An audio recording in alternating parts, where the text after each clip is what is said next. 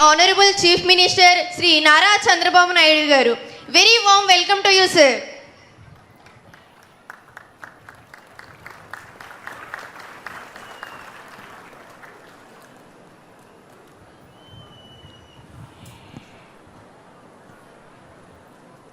అందరికీ నమస్కారాలు. గౌరవ హెచ్ఆర్డి ఐటీ శాఖ మంత్రి అయినటువంటి నారా లోకేష్ గారు, స్థానిక శాసనసభ్యురాలు మిర్యాల శిరీష్ గారు, జిల్లా collector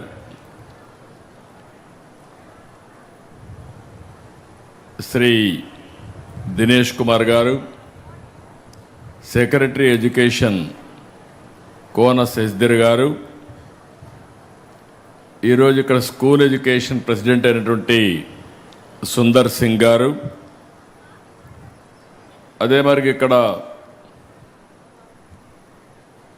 head master government high school Rampachodavaram Srinivas గారు, ఒక పక్క పేరెంట్స్ ఉన్నారు, బాపనమ్మ గారు, అదే మరిగా కృష్ణవేణి గారు, ఉషారాణి గారు, అదే మరిగా సుదర్శన్ గారు, సుష్మా గారు, వీళ్ళందరికీ కూడా మనస్ఫూర్తిగా అభినందనలు. ఈరోజు నేను రంపచోడవరానికి వచ్చినప్పుడు, కొత్తగా జిల్లా ఏర్పాటు అయిన తర్వాత మొట్టమొదటిసారిగా వచ్చా. మీ ఉత్సాహం చూస్తూ ఉంటే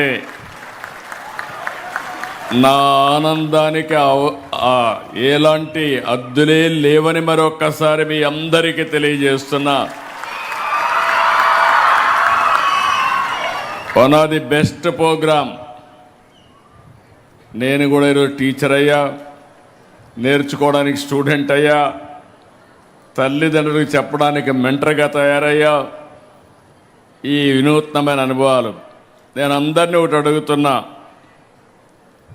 ఇక్కడ అందరూ తల్లిదండ్రులు ఉన్నారు,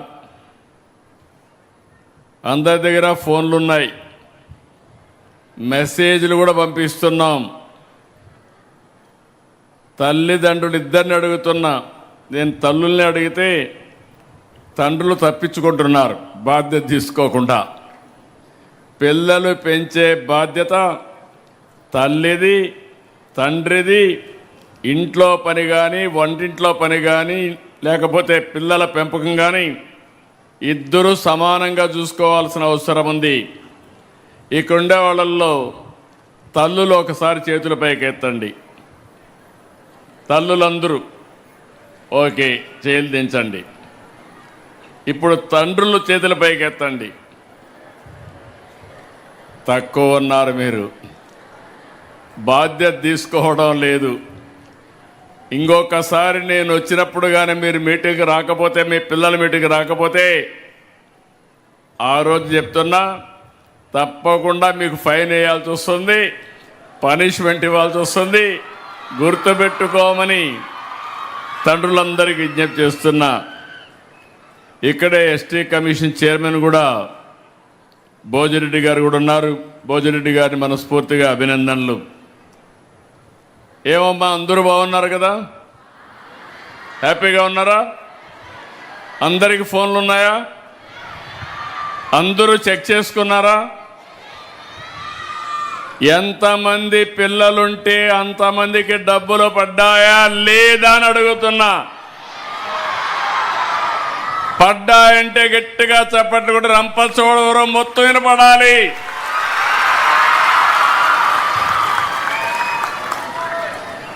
అది ట్రాన్స్పరెన్సీ, ఒక జవాబుదారీతనం.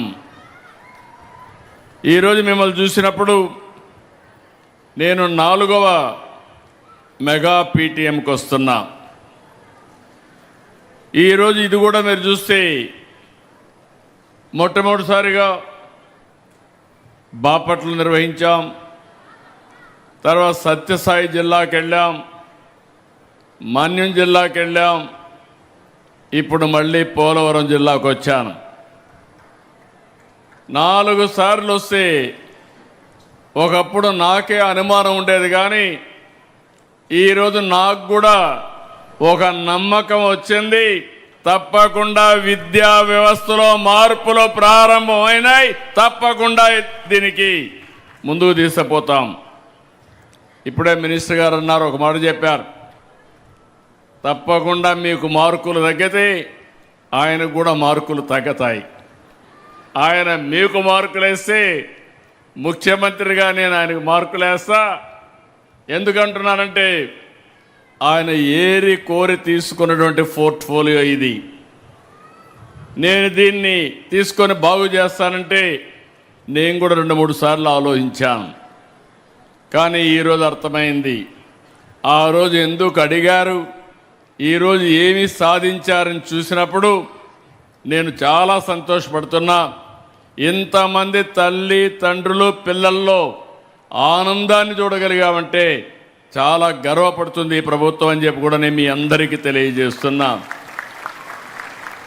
ఈ రోజుట్లో రోజు రోజుకి ప్రభుత్వ పాఠశాలలు బలహీనమైపోతున్నాయి.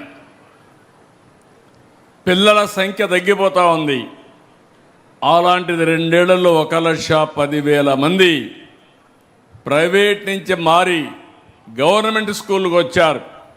నాకు కొన్ని కంప్లైంట్లు కూడా వస్తున్నాయి.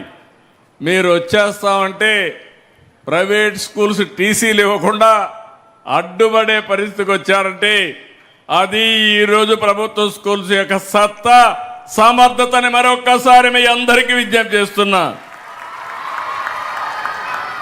ఈ ఏజెన్సీ ఏరియా స్వచ్ఛమైన వాతావరణం, స్వచ్ఛమైన మనుషులు, పిల్లలు మట్టిలో మాణిక్యాలు. అవకాశాలు ఇస్తే అద్భుతాలు సృష్టిస్తారు. చదువు మన జీవితాలను మారుస్తుంది. మన రాష్ట్రపతి ద్రౌపది ముర్ము గారి దీనికి నిదర్శనం. దేశానికి గర్వకారణం, మనందరికీ స్ఫూర్తిదాయకం. నేను అందుకే మిమ్మల్ని అందరినీ కోరుతున్నాను. చాలామందికి అనుమానం ఉండేది, తల్లికి వందనం ఇవ్వగలుగుతామా, ఇస్తే లాభం ఏంటని. ఈరోజు మీరు ఒక్కసారి చూస్తే ఈరోజు కార్యక్రమంలో చాలా ఇబ్బందులు ఉన్నాయి. డబ్బులుండిగా ఇవ్వడం, మనసుండి ఇస్తున్నాం. నేను ఒక పర్పస్ కోసం కూడా ఆలోచించాను. అందరం ఆస్తులు ఒకప్పుడు నేను చెప్పేవాడిని, 95-96లో మీరు పిల్లల్ని బాగా చదివించండి, మీరు పిల్లల్ని చదివిస్తే వాళ్ళు మీరు సంపాదించేదానికంటే 100 రెట్లకు సంపాదించే తెలివితేటలు వస్తాయని ఈరోజు మీ అందరికీ చెప్తున్నాను. ఆ రోజు ప్రారంభించిన ఐటీ కానీ చదువు మీద పెట్టిన శ్రద్ధ, ఈరోజు మన పిల్లలు ప్రపంచం అంతా వెళ్ళారు. ఏ దేశానికి పోయినా అందరికంటే ఎక్కువ తలసరి ఆదాయం సంపాదించే ఏకైక జాతి తెలుగు జాతి అని మరొక్కసారి మీకు తెలియజేస్తున్నాం. మీరు అమెరికాకి వెళ్ళండి, ఆస్ట్రేలియాకి వెళ్ళండి, ఆఫ్రికాకి వెళ్ళండి, ఎక్కడైనా మన పిల్లలే కనపడొస్తారు. ఈరోజు నేను ఒకే మాట అడిగాను, చాలామంది తల్లులతో మాట్లాడినప్పుడు ఇక్కడే మీరు కూడా ఆలోచించాలి. ఒకప్పుడు పిల్లలు భారం, పిల్లలు పుడితే ఎట్లా చదివించాలి ఇవన్నీ అనుకునేవాళ్ళు. ఈరోజు మీరు చూస్తే 5 మంది ఉంటే 75,000, 6 మంది 90,000, 2,000 రూపాయలు స్కూల్కి ఇచ్చినా మిగిలినంతా కూడా మీ దగ్గరికి వస్తూ ఉంది. ఏ తల్లికైతే పిల్లలు ఎక్కువ ఉంటారో ఆ తల్లి అకౌంట్లో 13,000 రూపాయలు పడుతుందంటే మీ సంపాదన కంటే ఇది ఎక్కువ అవునా కాదా అని మిమ్మల్ని అడుగుతున్నా.